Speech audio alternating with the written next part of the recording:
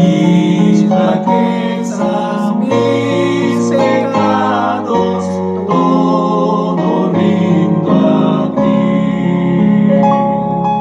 A tus pies, Señor, entrego bienes, goces y placer, que tu Espíritu me llene y de ti sienta el poder. Yo me rindo a ti, yo me rindo a ti.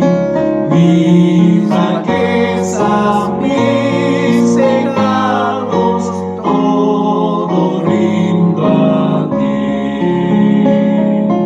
Oh, qué gozo encuentro en Cristo, cuánta paz a mi alma da.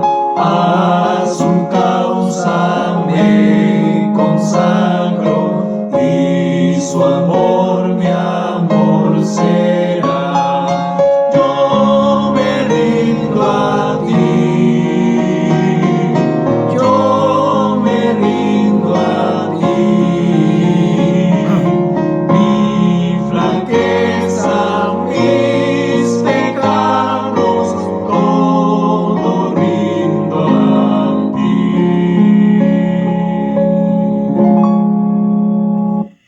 Que el Señor los bendiga en esta preciosa tarde. Un cordial saludo para cada uno de nuestros hermanos. Que el Señor los bendiga rica y abundantemente. En esta tarde queremos tener una corta meditación hablando del código simbólico, y donde estaremos leyendo algunos versículos si es que nos da tiempo. El título lleva los 3 requisitos para la victoria. Vamos a estar leyendo de tiempo en tiempo, tal como el Señor dirige la obra.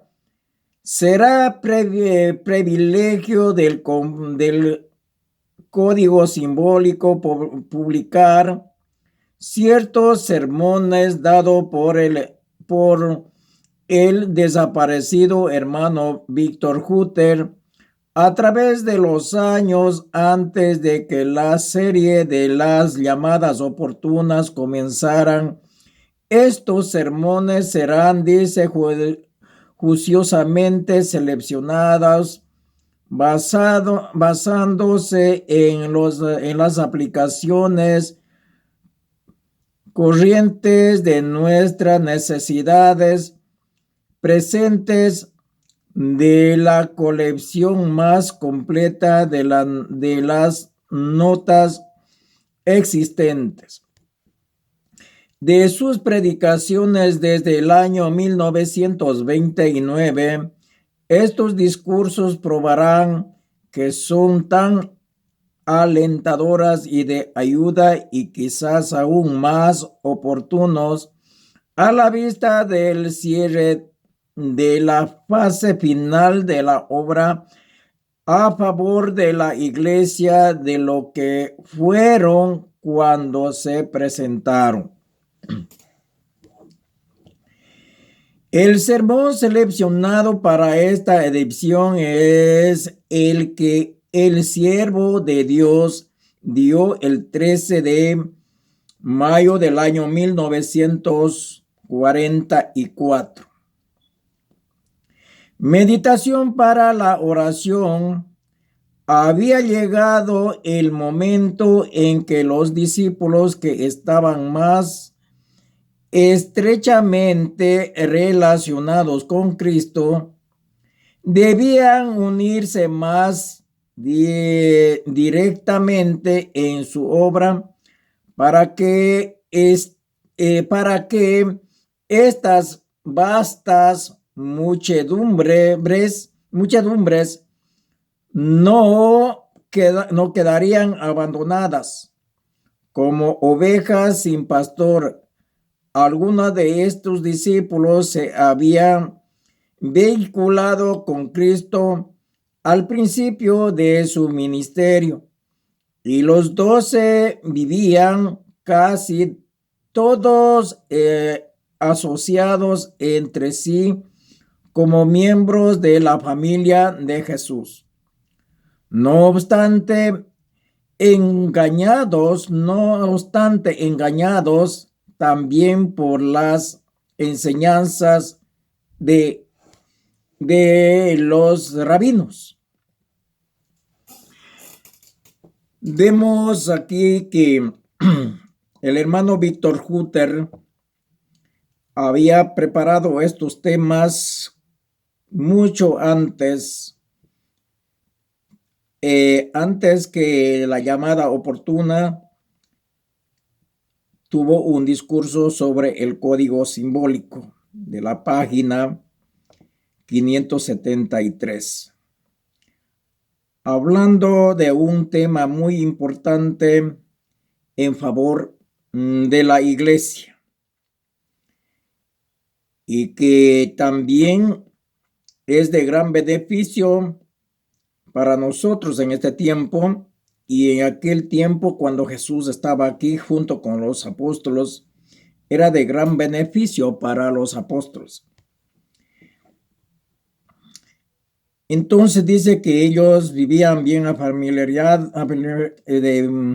eran familias que estaban unidas en Cristo y que pasaron mucho tiempo con Jesús, y cada vez ellos se estaban más y más aprendiendo de las cosas de Dios. Pero que aquí me llama la atención, dice, no obstante, dice, engañados también, dice, por las enseñanzas de los rabinos. Así es que el engaño ha venido desde mucho antes, y si nosotros vamos más atrás encontramos que el engaño estaba ya desde que nuestros primeros padres, Adán y Eva, se dejaron engañar. El engaño ya estuvo. Así que si aplicamos más atrás, también encontramos que en el cielo también engañó a los ángeles. Había engaño. Así es que, pero que sin embargo los apóstoles estaban allí con Jesús, tratando de aprender, desaprendiendo de lo que ellos habían aprendido con los rabinos, y menciona que los rabinos también estaban engañados y así engañando a la gente. Queremos tener una palabra de oración. Les invitamos a postrarse de rodillas para alabar y glorificar a nuestro Dios. Oremos. Cariñoso y bondadoso eterno Dios y Padre nuestro que mora en los altos cielos, alabado y glorificado y exaltado sea su santo y divino nombre. En este momento imploramos su bendición. Imploramos que usted nos guíe al estudiar su palabra, al estudiar estos pasajes, al estudiar tus mensajes profundos, Señor. Queremos pedirle de favor que nos enseñe, nos dé conocimiento, entendimiento, sabiduría y discernimiento. Sobre todo su Santo Espíritu, para que de esa manera nosotros podamos hablar de acuerdo a su palabra y que no podamos usar de nuestra teoría, sino que dejar que su palabra nos enseñe. Gracias por su bendición en Cristo Jesús. Amén. Bien, entonces dice que los discípulos también estaban engañados por los rabinos. Esperaban, como todo el pueblo, un reino. ¿Cuál era el engaño? El engaño era de que los judíos también en ese tiempo esperaban un reino. Pero ¿qué era el reino de la cual esperaban ellos? El reino de que vendría un rey nacido de un rey de entre el pueblo de ellos, y que de esa manera pues ese sería el rey que iba a salvar a la nación judía. Pero que las cosas no coincidió así, entonces que los apóstoles también estaban recibiendo esa misma enseñanza y que estaban ellos también confundidos. Entonces dice que ellos estaban engañados por los rabinos, esperaban, dice, como todo el pueblo, un reino terrenal. No podían, dice, comprender las acciones de Jesús. Ya los había dejado perplejos y turbados el que no hiciese esfuerzo alguno para fortalecer su causa, obteniendo el apoyo de sacerdotes y rabinos, y porque nada había hecho para establecer su autoridad como rey de esta tierra. Todavía había que hacer una gran obra en favor de estos discípulos antes que estuviesen preparados para las sagradas responsabilidades que les incumbiera cuando Jesús ascendiera al cielo. Así es que vamos viendo de que aquí que los discípulos les faltaba muchísimo aprender y desaprender muchas cosas que ellos habían aprendido de los judíos o de los rabinos. Y entonces había que todas esas enseñanzas que habían aprendido no estaba siendo correcto, no estaba siendo bíblicamente como su palabra los enseña. Así es que ellos querían un rey, pero, o sea, desempeñar una función así, pero Jesús dice que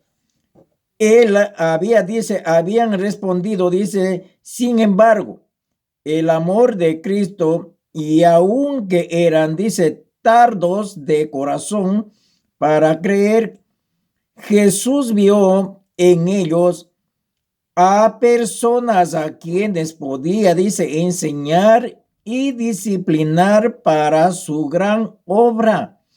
Y ahora que habían estado con él suficiente tiempo como para afirmar hasta cierto punto su fe en el carácter divino de su misión. Así es que vemos que ellos, ¿qué es lo que les faltaba? Es el carácter divino para afirmar en esta misión. Y el pueblo también había recibido pruebas introvertibles de su poder. Quedaba experdido el camino para declarar los principios de su reino en forma tal que les ayudase a comprender su verdadero carácter, el discurso maestro de Jesucristo en la página 9. Así es que el Señor tuvo que buscar, o sea, ya estaban ya los discípulos, pero que les faltaba estar preparados para realizar esta obra. Había que disciplinarles, había que enseñarles que muchos errores doctrinales tenían, y pues el Señor tuvo que enseñarles para que así de esa manera vayan entendiendo cuál es el reino de Dios. Nosotros también estamos en esta misma situación en este tiempo, que estamos unos de un lado, otros de otro lado, con ciertas doctrinas y con ciertas teorías que estamos siendo engañados. Engañados es por lo que nos dejamos llevar de los líderes. Lo que ellos dicen, eso tiene que ser, y no basamos aún así, dice la palabra del Señor. Entonces vemos aquí que así estaban y había que exhortarlos y disciplinarles a los apóstoles para que los apóstoles pudiesen prepararse para ese reino. Lo que Dios quería es que primero se involucren en la misión divina, en llevar el mensaje de salvación al mundo. De estas lecturas podemos, dice, ver que hace un cristiano antes de su conversión. Y esta tarde vamos a estudiar más de lo que hace un cristiano después de su conversión. Vemos entonces, cuando nos convertimos al Señor, antes de eso nosotros no sabemos nada. Antes de esa conversión no sabemos nada, y ni aún después de que nosotros nos hayamos entregado o bautizado, no hemos tenido ese paso, esa conversión, ese encuentro personal. Entonces vemos que aquí los apóstoles ya se aceptaron a Cristo, pero Cristo tenía que disciplinarlos. Así también nosotros ya nos hemos bautizado, hemos estado por algún tiempo en la iglesia, pero no ha habido una forma de discipulado, no ha habido una forma de enseñanza correctamente como está hablando la palabra del Señor. Entonces vemos que no hay forma de que cómo aprender, porque aún los mismos líderes, como vemos que los mismos rabinos estaban completamente erróneos en sus enseñanzas, y así estaban enseñando al pueblo. Pues así también nos encontramos ahora, que nos dejamos de llevar o nos dejamos de guiar por los líderes, y olvidamos de sacar tiempo para el estudio de la palabra de Dios por nosotros mismos. Así es que les animo, hermanos, que de que cada uno de nosotros comencemos a investigar diligentemente, a estudiar su palabra, buscando información de un lado, del otro lado. Así, de esa manera podemos investigar que todavía nos falta a nosotros muchas cosas que aprender y muchas cosas de desaprender para poder entender el mensaje del Señor. Así es que con estas preciosas instrucciones que nos da tanto el discurso maestro, que es escrito por Elena G. de White, entonces también el profeta Víctor Hutter usa estos escritos. Él usa la Biblia y el espíritu de profecía y explicaciones de él, lo que Dios lo ha dado para que pueda dar a conocer a su pueblo, a la iglesia. En este caso, en esta tarde, nos queda 10 minutos. En 10 minutos vamos a buscar unos cuantos versículos. Vamos en el libro de Hebreos, capítulo 11. Hebreos capítulo 11, vamos a estar leyendo desde el versículo 1 hasta el 8. Para que veamos de que Abraham menciona aquí la fe. Es pues la fe de la certeza de lo que se espera, la conversión de lo que no se ve.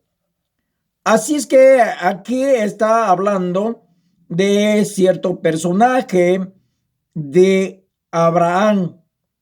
Abraham, el siervo de Dios, fue llamado de Ur de los Caldeos a que saliera de allí y que fuere hacia la tierra prometida.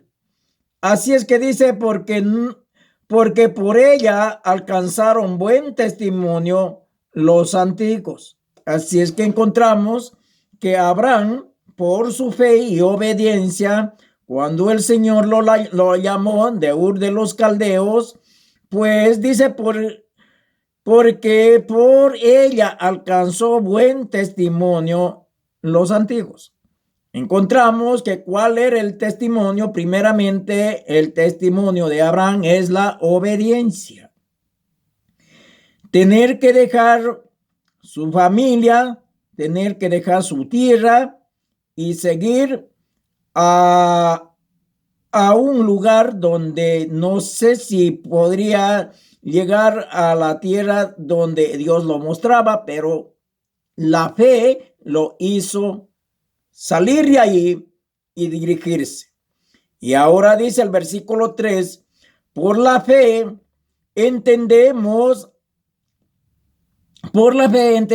haber sido constituidos el universo por la palabra de Dios, de modo que lo que se ve fue hecho de lo que no se veía.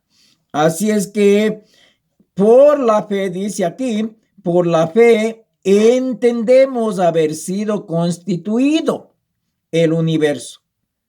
Así es que nosotros no hemos estado en la creación del mundo. Nosotros no hemos participado en la creación del mundo. Nosotros no hemos tirado en ayuda a Dios, no hemos hecho nada de ningún beneficio. Pero dice que por la fe entendemos haber sido constituido el universo. Así es que por la fe nos hace entender de que el mundo fue constituido por Dios, el universo, para que nosotros podamos estar allí y o en este planeta Tierra donde estamos viviendo. ¿Y por qué? ¿Por qué? Por la fe. Y por la fe entendemos que el universo fue hecho por la palabra de Dios, de modo que lo que se ve fue hecho y lo que no se ve, se veía. Así es que ahora, por la fe, fue hecho algo que no se veía. Si nosotros hubiésemos estado en ese tiempo allí, podríamos decir que nosotros hubiéramos visto lo que no existía. Pero ahora que por la fe podemos testificar que de veramente hay un Dios todopoderoso quien hizo el universo. Por la fe, dice, Abel ofreció a Dios más excelente sacrificio que Caín, por lo cual alcanzó testimonio de que era justo, dando Dios testimonio de sus ofrendas, y muerte aún habla por ella. Encontramos aquí que por la fe de Abraham, no es que por la fe de Abel, fue el que dio más excelente sacrificio que Caín, y por la cual dice, alcanzó testimonio de que era justo, dando Dios testimonio. O sea que Dios da testimonio de Abel que había sido justo, que había sido un muchacho, diríamos así, un muchacho de fe. Dio ese testimonio de sus obras, y aún muerto habla por ella. Así es que encontramos que cada que pasamos estos versículos y cada persona que pasa por estos versículos, podemos encontrar y a valorar la fe de Abel, que testifica de que él hizo la mejor ofrenda y sacrificio a Dios. Dice, por la fe no fue arrojado, dice, traspuesto. Por la fe no fue traspuesto para no ver muerte, y no fue hallado porque lo traspuso Dios, y antes que fuese traspuesto, tuvo testimonio de haber agradado a Dios. Así es que vemos aquí que por la fe fue traspuesto y Dios lo levantó. Y entonces que por esa fe dice que da testimonio que le agradó a Dios. Por la fe, dice, Noé fue, dice, advertido por Dios acerca de cosas que aún no se veían. Con temor preparó el arca en que su casa se salvase, y por esa fe condenó al mundo y fue hecho heredero de la justicia que viene por la fe. Así es que encontramos también la historia de Noé. La historia de Noé no es fácil poder describir en su totalidad, porque todos los personajes a donde Dios lo llamaba o donde Dios lo decía hacer de esto, pues lo hacían por fe. No sería fácil de que a un personaje como Noé hacer una arca, y que cuántas dimensiones y medidas y que todo tenía que ser exactas como Dios lo había dicho.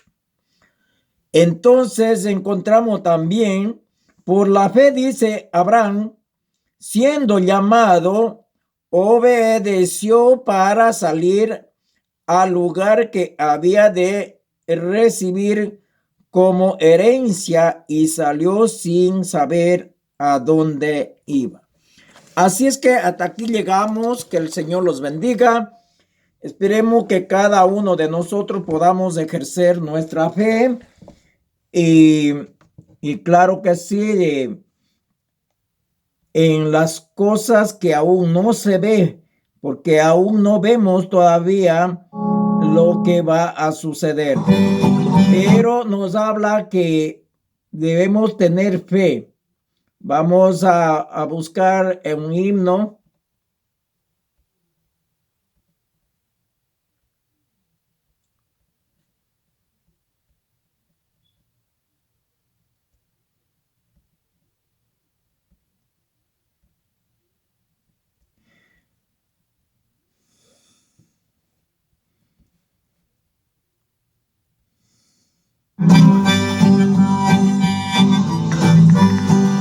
If I was a tree growing tall and green, all I'd want is you to shade.